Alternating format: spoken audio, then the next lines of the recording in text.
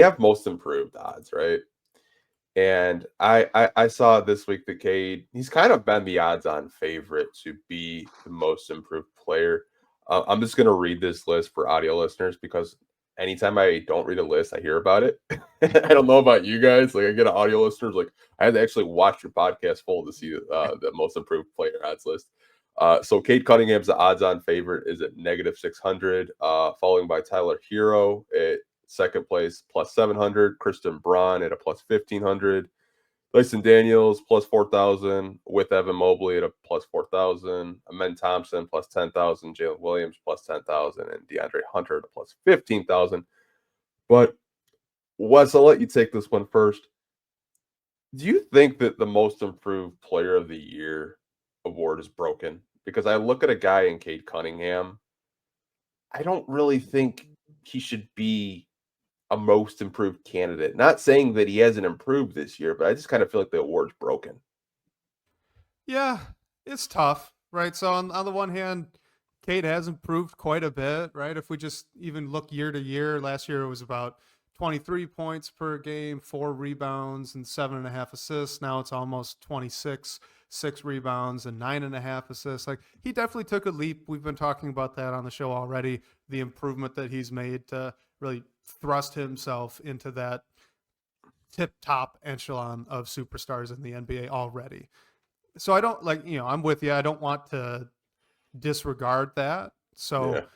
at the same time, though, like Tyler Hero's on this list. He probably shouldn't be on this list. Guys like Dyson Daniels, that's a great one. Amen Thompson was hurt so much last year, but DeAndre Hunter would be a fantastic name here. I do agree with you that the spirit of this award is more for the guys that were maybe just a role player and all of a sudden takes a leap and figures out how to be a fantastic starter and doubles their output, right? Similar, actually, DeAndre Hunter didn't end up starting, but going from where he was last year to now, 18 points per game, shooting over 40% from three and being healthy all the time. Fantastic. That's a guy that I think should win it. One more thing, though, if I could just say this is always something that bugs me a little bit. All of these odds, all that's telling us is that a lot of people are betting that Cade's going to win the award. And then now the casinos are shifting their lines so that they could hedge and hopefully win a lot of money off of people when they were wrong. Like there's no insider info here. Yeah. This is just telling us that a lot of people think that Cade Cunningham is going to win. Whether the NBA does it or not, I don't know. But this is a fan-driven thing. So clearly a lot of people who are fans of the NBA and who have money and are confident enough to put money down on the most improved player odds, they think that this is how the award should go. We'll see if the NBA agrees. But that's all we're learning here. It's still interesting. Yeah, I kind of think that I don't agree with how that the most improved player award has turned into this, but I think it's become like you're not good enough where we have a specific individual award for you. So here you go. And this is all Steph Curry's fault, just like everything else.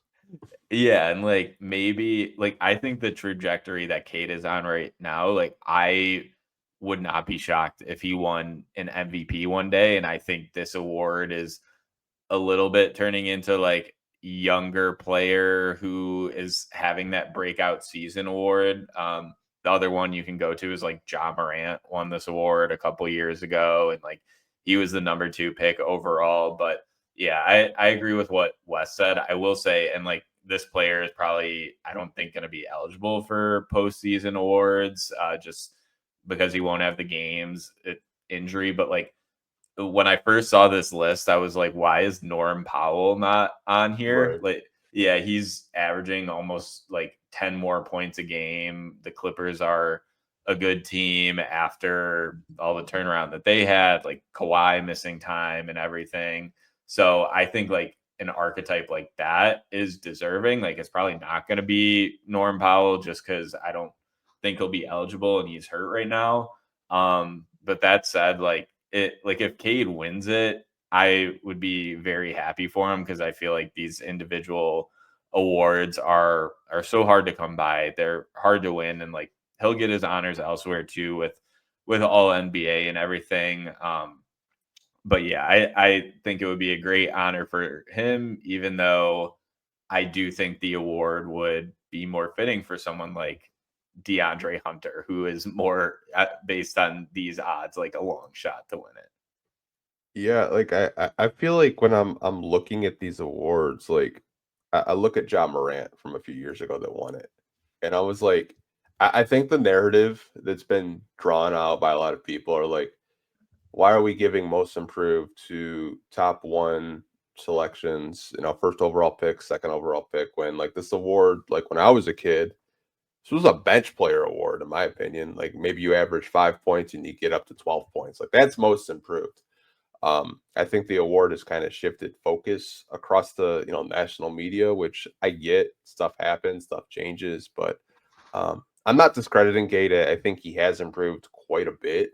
I'm with you, Blake. I think if Norm Powell doesn't get injured and he's still playing the way that he was playing, the award should have been like his, in my opinion. Just the way going from 13 points to 23 points in a season, having a bigger role, like that guy should be most improved, in my opinion. Yeah, I agree. I mean, I'm with you. I think that's how the award ideally would go, or like the bench player that like doubled their output, right? And it's not like Cade doesn't have an argument. So the one thing though that I will say that I think I disagree a little bit about this conversation so far with you is just that I don't love kind of scaling guys based on expectations. So yeah, okay, Cade was a number one pick. That comes with really high expectations. How many number one overall picks don't meet those?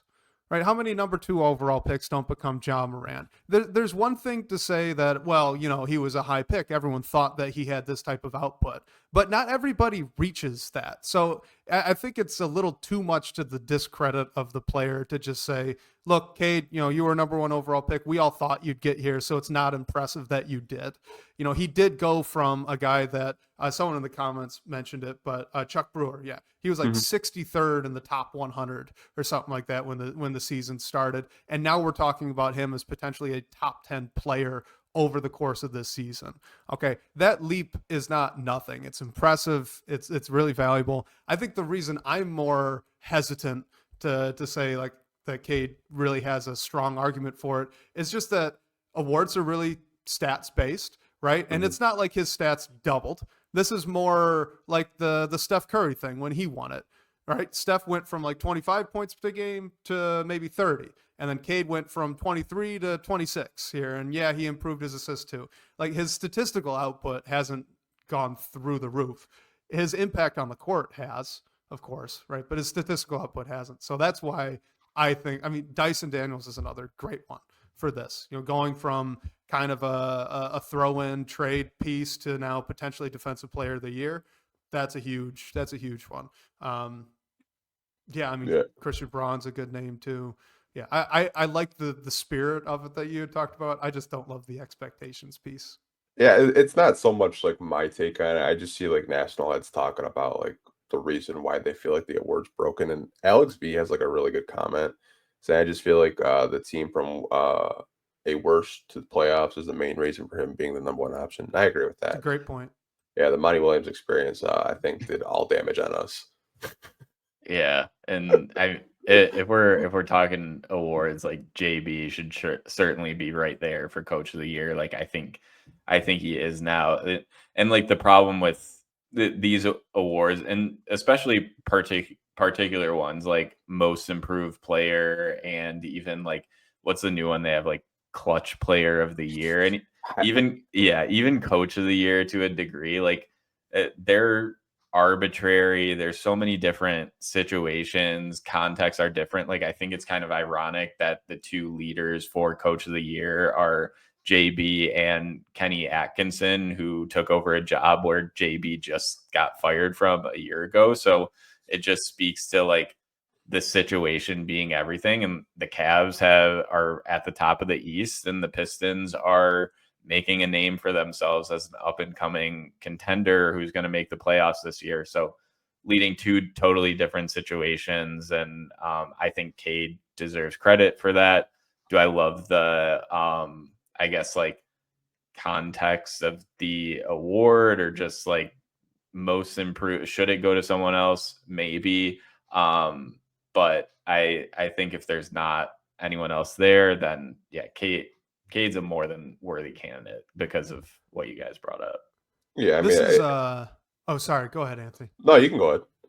I was just gonna say that this is something that Laz Jackson, shout out Laz, brought up on our show a few weeks ago. Of just like, when it seems like the league is really pushing Cade Cunningham media wise, that it's not only is it obviously a good thing, but it's because it's really good for the league if a former number 1 overall pick becomes a superstar on a franchise, a foundational franchise like the Pistons, and kind of drags them out of the mediocrity, right? So it's really good for the league if Cade gets some awards here. And if there's not like an argument for clutch player of the year or something like that, I could definitely see, if you put on the tinfoil hat a little bit here, I could definitely see, okay, let's get him all NBA second team, and then also most improved player. And then we're going to follow that playoff series really closely on the media side of things from the league. Like I could see those softer things just from a health of the NBA